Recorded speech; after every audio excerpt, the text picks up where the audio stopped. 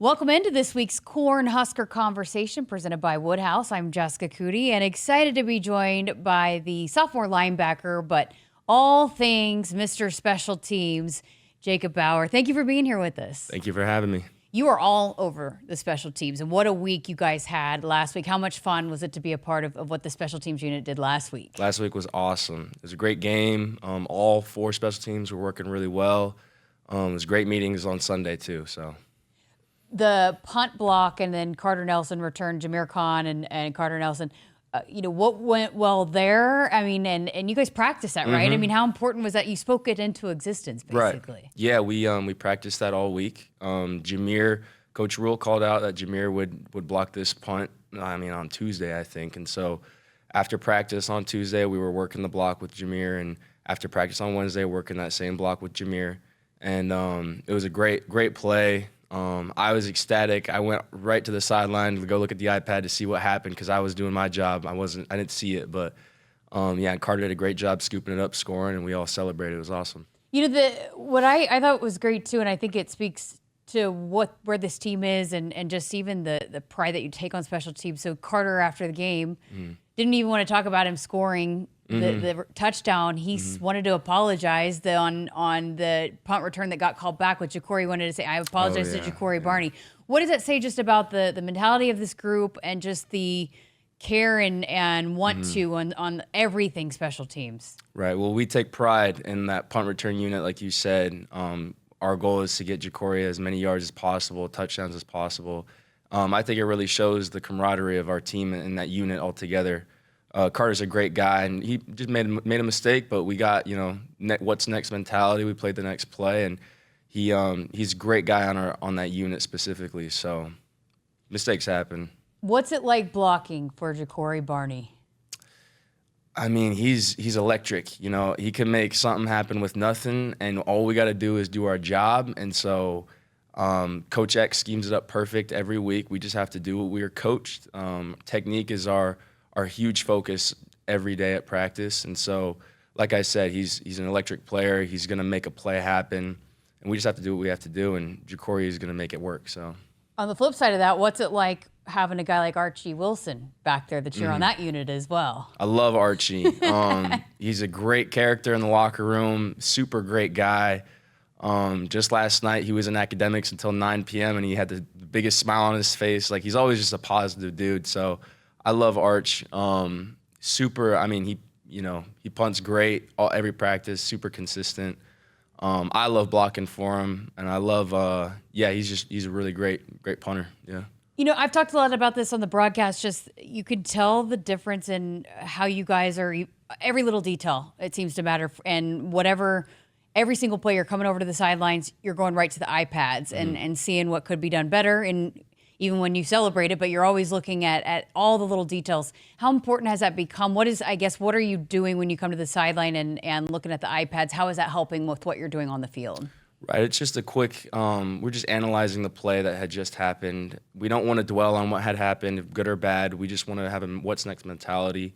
I guess what I personally do when I go over to the iPad is just to see maybe something I didn't see. I mean, I have a good understanding of what happened that play, but I like to see like the whole thing from a bird's eye view and seeing things in a different way so I could react differently the next play, if that makes sense. But as a unit, we huddle up on the sideline right after that play just to see like what they're doing, if they're doing what we were expecting, if they're doing something different, and then just to clear up, a little bit of this, a little bit of that with Coach Eck, and then again, what's next mentality, trying to play the next play, and yeah. What is it about Coach Ekeler that he has instilled just this belief, this confidence, this swagger in the special teams units? Man, he has so much energy, and not only energy, but he's just a great coach and a great guy. After every game, whether or not I played good or bad, he comes up to me at my locker and he's just like, "Hey man, I love everything you're doing. You're great on special teams. Keep kicking butt." And I just like, it's very reassuring to have a coach like that who really believes in you, who'll text you throughout the week, who invites you to come up to his office just to watch the opposing personnel to see who I'm going up against. So it's great when a coach gives you confidence when you're out there on the field, makes you want to play for somebody like him. So I think that's what makes Coach Ekeler Coach Ekeler.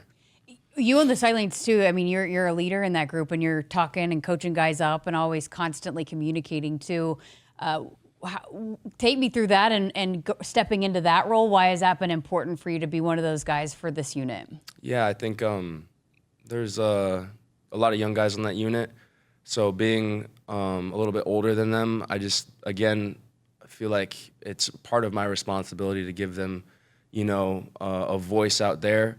I always tell Mosey or Kenneth, whoever's running on kickoff return, run right behind me because I'm going to make my block. You don't have to worry about that. So, just being a leader on there and letting the guys know that I'm going to do my job. All you got to do is your job, and we'll be great. And, I mean, it's worked thus far. I mean, we're a great special teams unit, all four, and, yeah. Not everybody wants to do that. Why have you enjoyed it? Why have you embraced that kind of role? The special teams role? Yeah. Yeah. At the beginning of the season, Coach Mosey talked about embracing our roles, and whether or not that's a linebacker position or a special teams position, I'm going to do it to the best of my ability. That's just how I was raised. That's my belief. I can't be the best linebacker if I don't do my best at special teams, and so eventually my time will come for linebacker, and eventually that I'll be at that role. But for now, I'm going to embrace what I've got. I'm going to do what the team needs, and I'm going to do it as best as I can and give everything I've got for it. Oh, I love that. So people might remember your story from the spring. You were a walk-on, and then the coach gave you a scholarship. Take us back to that and tell us that story again. Just what was that moment like, and how special was that to be a part of that? It was a surreal moment. It was unexpected. It was expected in my mind, but I definitely I just appreciate the camaraderie of it all. All my buddies coming up after me and telling me how much they love me and giving me all the support that I needed at the time. And it was a tough time. I wasn't sure what was going to happen, with the 105 rule and all that. And so I just, trusted God, and I played every day as if it were the new day. And I was just grateful for it all. And one thing led to another. I got the scholarship, and, things went rolling from there. So, describe the phone call to your mom. Yeah, that was probably the best part of it all. I remember after practice, I ran straight to the barbershop room, and I just wanted a place to myself. All my friends were coming up, like I said, all my friends were coming up to me and, patting my back and telling me congrats. But I was, adamant on calling my mom, so I found a quiet corner and I called her, and I was, crying, and I was trying not to cry, but I wanted to tell her the news, and it was something that I had been working for a long time. And so just at that moment, telling her those words really meant a lot to me and a lot to her. And Coach Rob was standing around the corner, and he was watching me, so it was a great moment, yeah. You cried. Did she cry? She did cry. Yeah, she got me crying. So right when I picked up the phone, I think she had known something was up, because she was just sitting there. I think she had to cancel her work call at the time, and she was sitting in her office, and it was on FaceTime. And so when I told her about what was happening, she started crying, tearing up, and then I started tearing up, and I wanted to be strong for her. So, but yeah, it was a great moment. So that's amazing. Yeah. So it was right after it happened, you were part of the media availability, and I was able to chat with you, and you told me a story about, you came here as an 8-10-year-old in the choir? Yeah, actually right here in this building, I was in the All-American Boys Choir chorus. Sorry, they'll get mad that I said that. But what we did was we would travel. We went to China one year. That year we went to, it was the Midwest tour. We had gone to Colorado, Kansas, and Nebraska, and we would do sightseeing as well as singing. But our sightseeing trips were on going the big things in that area. So Colorado, we went to Pikes Peak. In Nebraska, we went to Lincoln Memorial Stadium. And so just downstairs in this building, we sang in the little lobby for the guys.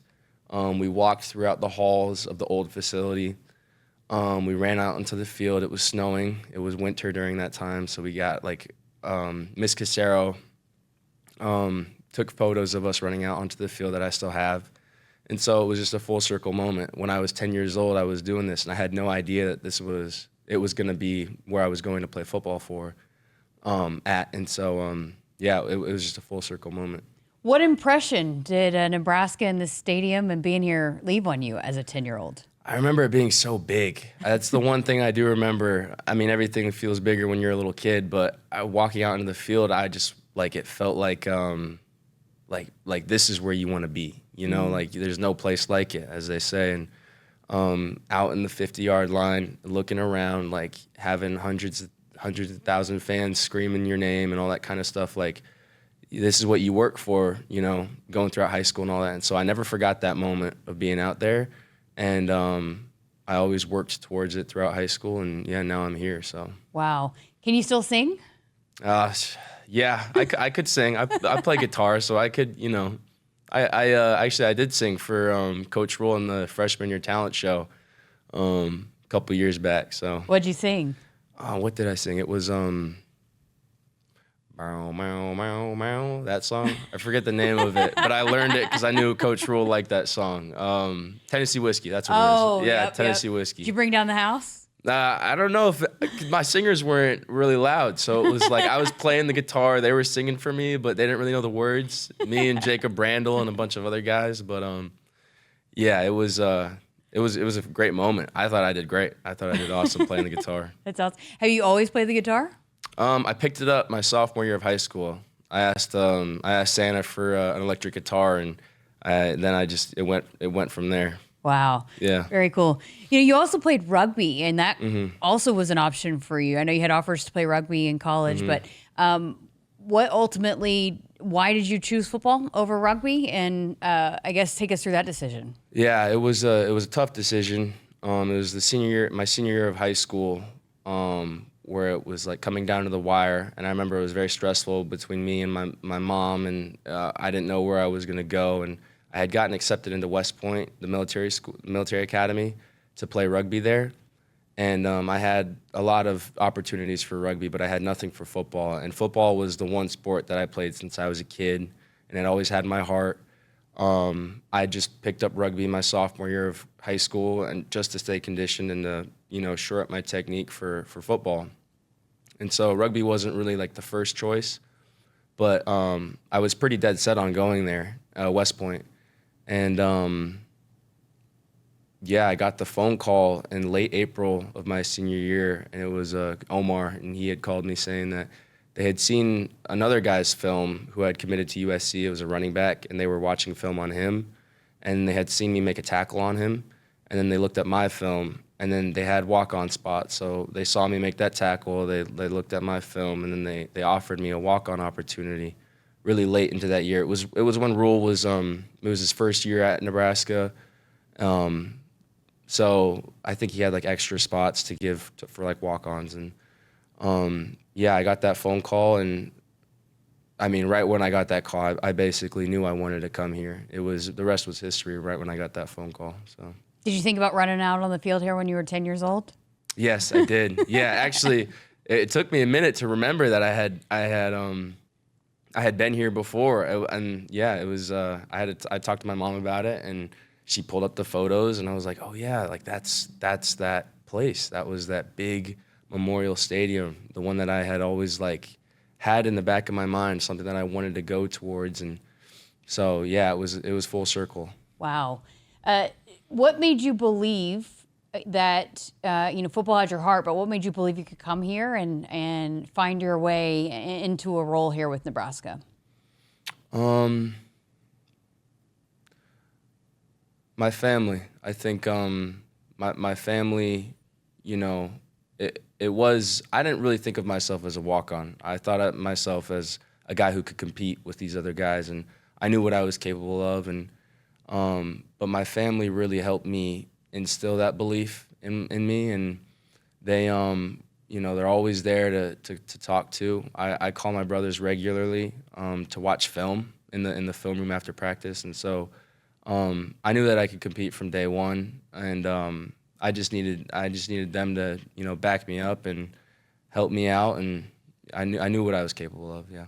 You said you played rugby to help with your conditioning and technique. What role has rugby played in the football player you became? Yeah, rugby helped tackling 100%.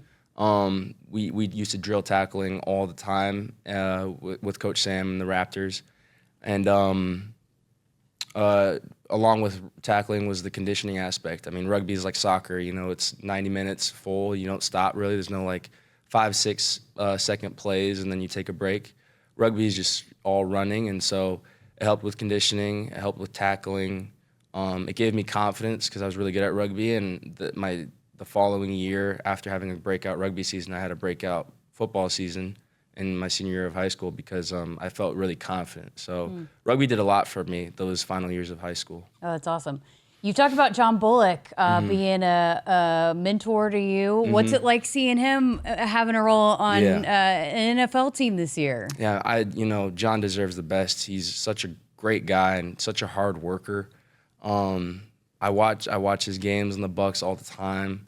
We talked over fall camp, and we've been in communication. And he's doing his thing, and I'm doing mine. But we'll catch up regularly, and he'll tell me how he's doing, and he'll give me tips on how I can be doing better. And but yeah, man, he's a great guy, and he deserves everything that he's got, and he's earned everything that he's got. So it's great to see him succeed. Yeah, for sure. You're a mechanical engineering major. Yes, I am. What made you interested in that? A lot of people ask me, and I still really don't have a good idea of that, for that answer. But I was good at math in high school, good at science, and I'm interested in, building things and, being creative and working with my hands. So I always wanted to be a mechanical engineer. And I was actually, again, on that trip, we went to, it was like a private jet organization. They made private jets and they flew them. It's in the Lincoln Airport, I think. And we went on like this tour on the choir tour, the chorus tour. We toured their facility of like these private jets, and they talked about aerospace engineers. And Nebraska doesn't offer aerospace engineering, but they offer mechanical, and mechanical is like a very wide field. You could do a lot of different things with it. So I chose mechanical engineering to pursue possibly aerospace and building jets and rockets. It might be a little too crazy, but it was just something that I wanted to get done, and I wanted to pick a wide field where I could do a lot with it. So mechanical engineering was the perfect choice. Well, it's impressive. We were talking that tonight you got to go do a bunch of homework every day. It's a heavy workload. Yeah, we have homework due almost every night, so we're always busy. How do you balance everything as a football player and then just such a demanding major as well? I have a great roommate who's also mechanical engineering, Connor Keneally. We try to get classes together with our academic advisor. We try to sort it out, and he's always working with me. And I got classmates, Merrick, and they're always working with me to help me. And obviously the academic side, they give us tutors and constant support. And so it's really hard to fail. It's crazy as it sounds, but it's hard to fail with how much support we're given. So yeah, that's awesome. All right, well, let's circle back and talk about this weekend. First, Coach Rule even said it, first actual road trip because Kansas City, and it's kind of like a home game for you guys. Yeah. But first road trip, going out a day early. Just what have you guys talked about, kind of approaching this and being good for the first time on the road? On the defensive side, we're focusing on preparing for the run game. As their coach has said that they were going to attack our run game, we have just been constantly working in meetings to just shore up the run game, find the little bits and pieces that aren't working out. And we're always meeting as a unit defensively and on the side with the linebackers working together. And we're just there we're getting prepared to stop number 7, their quarterback, and all that kind of stuff. How about special teams? I know you guys taking a lot of pride in that, but on the road in the Big Ten Conference, how important is another great performance by the special teams units? Yeah, we're just going to do what we've been doing. Like I said, we meet with Coach Eck on the side after practice to, shore up everything that we've got. We're always looking at their personnel and basing our plays off of their personnel, and we're just going to keep doing what we've been doing, and it'll work out for us. Yeah. Awesome. Great stuff. What a great conversation. Thank A you. fascinating story. Thank you for spending some time with us, and best of Thank luck you. this weekend. Go get them. Thank you. Jacob Bauer here on this week's Cornhusker Conversation presented by Woodhouse. Woodhouse has been a trusted partner in your everyday since 1975. Shop for your next vehicle with the home team at Woodhouse and the official auto dealer of Nebraska Athletics.